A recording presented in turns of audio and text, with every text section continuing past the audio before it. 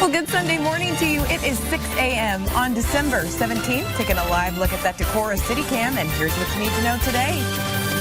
Supporting a family in need. That's what one community is doing after a tractor accidentally backed into a 3-year-old. Protesting for Palestine. President Trump's decision to make Jerusalem the capital of Israel brought nearly 80,000 protesters to Indonesia's capital. And some Eastern Iowa college students are pledging to play, giving people with disabilities a chance to learn the game. Now, from your 24-hour news source, this is the KCRG-TV9 Weekend Morning News.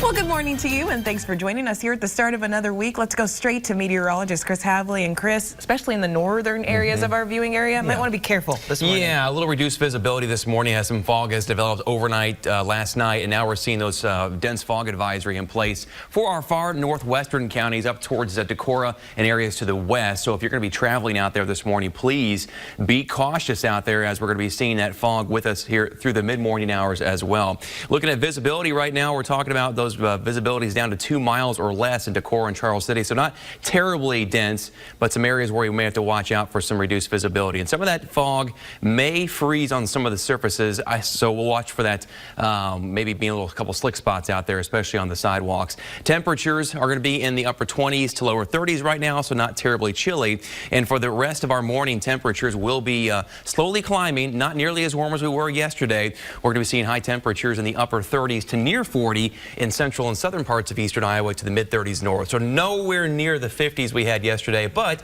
still running a few degrees above average. So we'll take it, but watch out for that fog this morning. So we'll have to call this warm before it starts getting a lot colder. Yes, yes. All right, thanks so much, Chris. Sure. And a TV9 update this morning after a Cedar Falls father accidentally backed into his 3-year-old son with a tractor. The family has gained a lot of support from all over the country, raising thousands of dollars. KCRG-TV9 Samantha Myers has the story on 3-year-old Tate's recovery. While he may be a little camera shy, you couldn't miss him, quietly enjoying his pizza while tons of people took turns stopping by to say hello. I mean, somebody who's been through so much at that age, and he's here tonight showing everybody how strong he is. Tate Manal has gone through a lot since the accident in August, spending 43 days at the Children's Hospital, then in and out of it for 19 surgeries. I was the one that was on the lawnmower, so yeah, my wife and 2 sons were out shopping. I was mowing a neighbor's yard, and they came home without me knowing, and he just wanted to come see me, and not knowing he was there, I backed up, and yeah, it's been tough. His resilience has inspired many in Cedar Falls and across the nation. A U-Caring site exceeding its goal of $55,000, money that'll be used to cover extremely expensive medical bills. It's been tough, but the support, prayers, talking to Jesus has helped get me through this. His supporters calling themselves Tate's Army. Any way we can help out, that's what it's all about. An army making sure its trooper lives a long and happy life. That was TV9 Samantha Myers. The family says Tate still has a few more surgeries to go, and one of them to get the hardware out of his legs, which were badly damaged in that accident. If you're interested in donating, you can find a link under this story on our website, KCRG.com. And in a follow-up this morning, a Missouri state trooper is out of a job after the drowning death of a handcuffed Iowa man in his custody. Missouri Highway Patrol says Anthony Piercy was let go on Friday. It was 3.5 years ago that Piercy was transporting 20-year-old Brandon Ellingson from Clive. Ellingson drowned in the Lake of the Ozarks after falling from a boat while handcuffed. In September, a judge sentenced Piercy to 10 days in jail and 2 years on supervised probation. He had pleaded guilty to negligent operation of a vessel. In 2014, Piercy pulled Ellingson over on the lake on suspicion of drunk boating. Ellingson drowned after being thrown from the trooper's boat by a wave. He was wearing an improperly secured life vest. According to an email from the State Patrol to Ellingson's father, Piercy had violated patrol policies in Ellingson's death. A former Iowa Department of Human Services social worker thinks her termination wasn't justified. That's after she handled Natalie Finn's case. That 16-year-old starved to death in her West Des Moines home last year. This week, a Polk County jury found her mom, Nicole, guilty in her daughter's death. The conviction means she will spend the rest of her life in prison. Before the teen's death, Amy Sacco was looking into allegations of child abuse inside the Finn home. She claims once she got access inside the house last year, she found a kitchen stocked, bedrooms full of furniture, and children who claimed their mother was taking care of them. Natalie died about 2 months later. Sacco was placed on administrative leave the next day and later fired. Remember telling a good friend, I'm not going back to work, just because I know how DHS works, and I know that sometimes it's like if we just sweep it under the rug and looks like we've done something, then we've done it. Sacco testified against Nicole Finn during her trial. She says she's filing an administrative grievance before considering legal action. We want to remind you, whenever you see news, give us a call here on Newsline 9. That number is 319-365-9999. You can also send us news tips, pictures, and videos to newsroom@kcrg.com. And new this morning, the president of Chile has confirmed at least 5 people have died and 15 are missing after a landslide Saturday. The president confirmed one of the victims was a tourist, and she went on to say that 8 people are injured. And also new this morning, thousands of Indonesians rallied against President Trump this morning. This is after he recognized Jerusalem as Israel's capital. Many carried banners and Palestinian flags.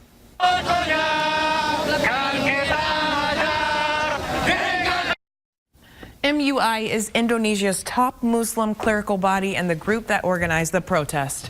The MUI Secretary General read out a petition. He called on Indonesian people not to buy American and Israeli products until Trump revokes his move. Jakarta's police spokesman says they estimated 80,000 people marched about 2 miles.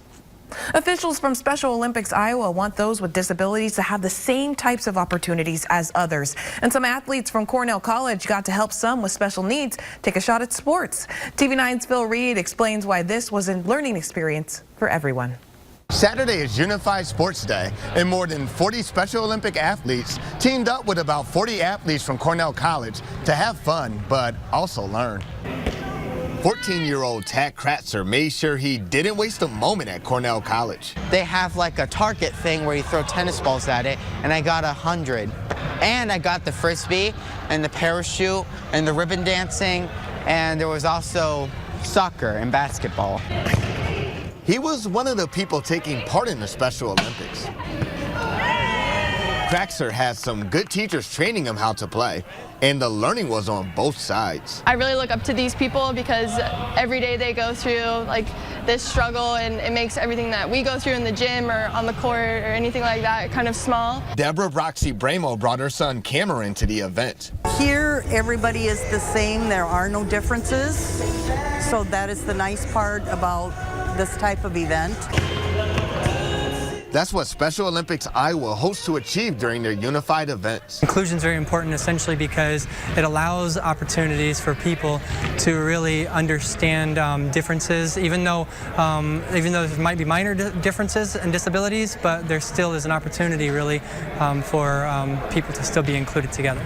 The next event will be at Wartburg College in February. In Mount Vernon, Phil Reed, KCRG-TV9 News. RIP AIM. After 20 years of service, the AOL Instant Messenger was taken offline Friday.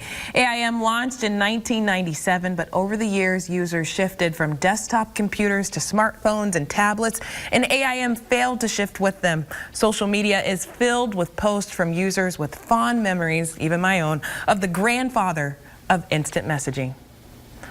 And in the TV9 update this morning, remember that Iowa City woman trying to keep the Hawkeye wave going in the postseason? Well, Linda Fobian started collecting these wave drawings from kids and adults across the globe earlier this year. She says she's got all the things that she needs, estimating more than 10,000 drawings. And in her words, they're from 11-month-olds and from 101-year-olds. The drawings come from Alaska to Kentucky, Germany, and Lithuania to Iowa City. And she plans on taking all of them to the Stead Family Children's Hospital on Tuesday. When the colder weather starts to creep in, most people try to avoid it, but hundreds of people are taking the plunge into freezing waters for a good cause.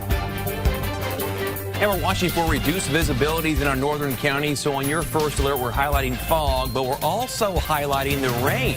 You could see a few showers in parts of eastern Iowa. We'll show you where and when coming up next.